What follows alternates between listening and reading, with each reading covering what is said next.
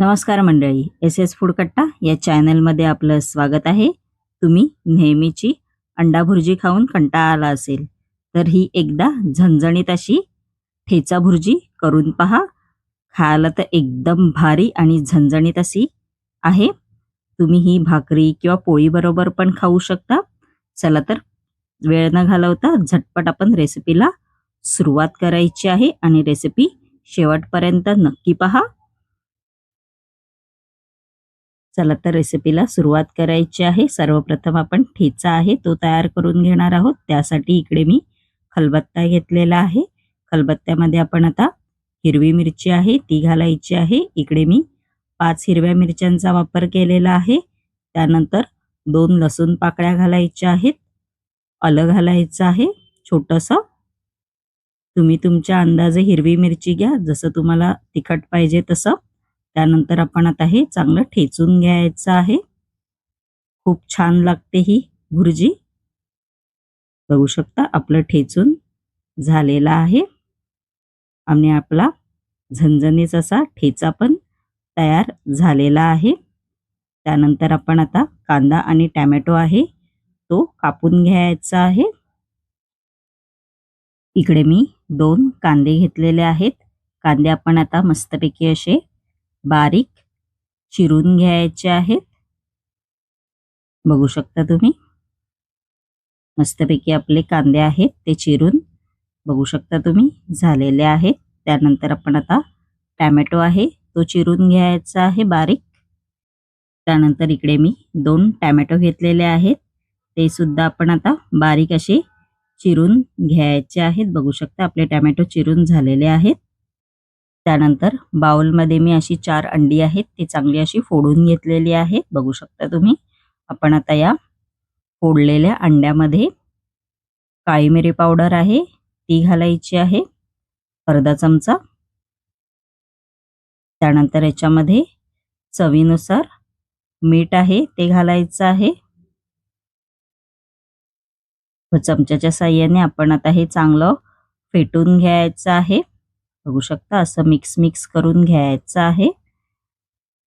आपलं मिक्स करून बघू शकता तुम्ही झालेलं आहे. आपण आता हे बाजूला ठेवून द्यायचं आहे.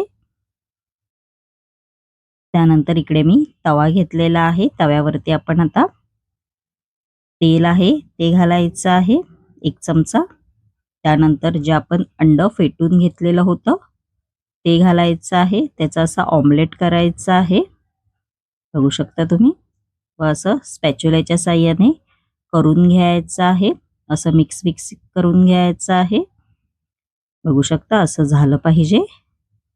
गॅसची फ्लेम इकडे हायच ठेवा. हाय फ्लेमवरच आपल्याला हे असं करून घ्यायचं आहे. आणि आपलं ऑमलेट असं तयार झालेलं आहे. आपण आता हे एका डिशमध्ये काढून घेणार आहोत. त्यानंतर त्याच तव्यामध्ये आपण आता बटर आहे ते घालायचं आहे. त्यानंतर 1 चमचा तेल घालायचं आहे त्याच्यामध्ये व बटर चांगलं वितळू द्यायचं आहे.